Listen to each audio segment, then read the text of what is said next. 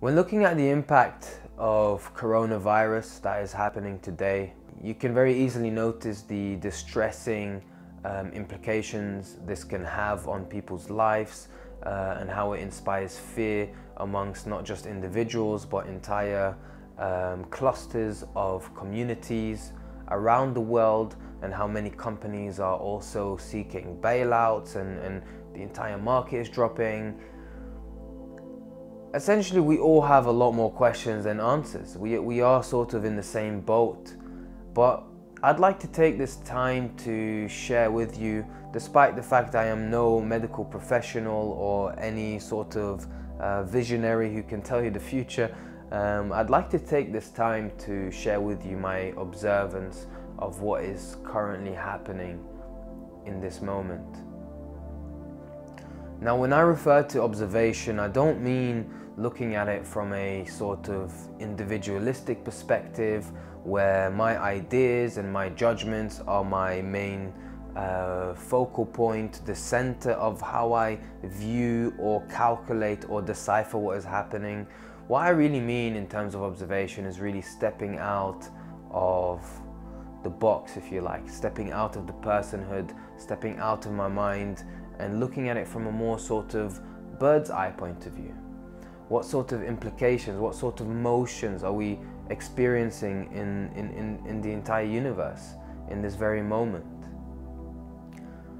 Now, the reason why I would suggest observing the current situation in this way, or in fact observing life in this way in general, is it allows us to transcend the current emotions or the current movement and activity within us.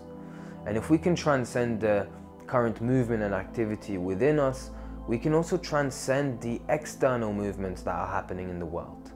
So for example, if we are driven and fully motivated by mainly our thoughts and our emotions, what tends to happen is that in a time of fear, like what we are facing now, or what a lot of people are facing now, we begin to hoard lots of toilet paper and we start fighting over it, which, you know, it's absurd, and it really shows a highlight of what a human will do, or what our primal nature will act out as if we allow it to take over fully. Whereas what we are supposed to do, looking at it from a less emotional or primal perspective, we are supposed to look at our resources and sort of split them evenly to ensure that everyone has enough to survive while, you know, going into self-isolation or whatever stages this may progress into. And the only way we can actually do this is if we observe the movement that is happening within us. How does this make us feel? Every time you pick up your phone and you see a new notification from the news saying that so many people have contracted the disease, so many people have died, you know, how does this have an impact on your current observation of life or your current perspective on your everyday life? So how do you differently treat other people now, perhaps people that look slightly different to you? Because like I say, we are all in the same boat, and so if we end up fighting each other on this same boat, we may eventually end up damaging the boat and we all sink together, which, you know, isn't the ideal way forward. Whereas if we remain calm and collected and observe the movement of our thoughts, our ideas, our emotions, what happens is we sort of distance ourselves from the need to act on these thoughts and movements and thoughts and emotions, right?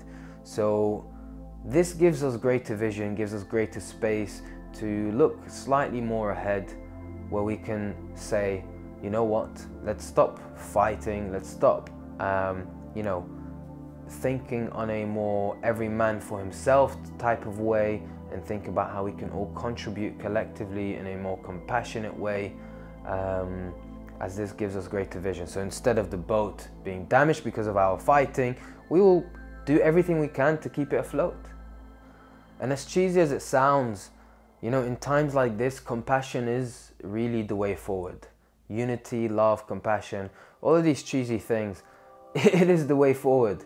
Because let's face it, you know, if you are in a room with someone and you hate their guts and you cannot stand being around them, you will suffer for the entirety of you being in this room. Whereas if you are compassionate towards the person that is with you in the same room, what happens is you will continue to live, and both, you know, parties will have a better quality of life, let's say. And so compassion, you know, it doesn't really need very much explanation. It is the way forward in situations like this. But are we allowing ourselves to access that compassion, or are we acting impulsively based on our emotions, or based on what we see, or based on how certain outlets are trying to inspire us, which is, by the way, a completely different you know, way of thinking.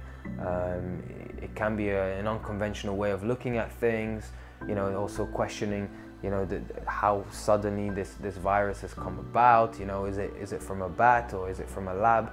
You know, all of these things are all speculative. It's not, you know, the most important thing to think about in this moment of time, as it is here now. So the way we can cope with this is to really try and think of every moment or every action in the most compassionate way possible. Having said that, I will go to mention I am a positive person, and looking at life optimistically, we can see that there are a lot of lessons we can learn from. Many people will lose their lives. Obviously, it's unnecessary for this virus to be around here had we taken certain precautions, but there are other, you know, situations or other matters in life that go on that actually do more harm than this virus currently does. A lot of things we can look at suicide, for an example. We can look at starvation. We can look at other things that are ongoing. But it seems like that today coronavirus is very highlighted, and it's very in our face on the news, which is why we are overly concerned about it. But being optimistic, I can definitely see that this will pass. Nature will always try to rearrange itself from a more universal perspective in a way to continue to thrive. And so, you know, us as the human race, we will continue to be inspired to take the right actions to also continue to thrive. So to wrap things up, I will ask the question of, what do you think coronavirus outbreak is teaching us, or has taught us, or will teach us? Do consider sharing your thoughts. Let's try and make this interactive. I'd love to hear from you guys. Feel free to also share this, and I'll see you next time.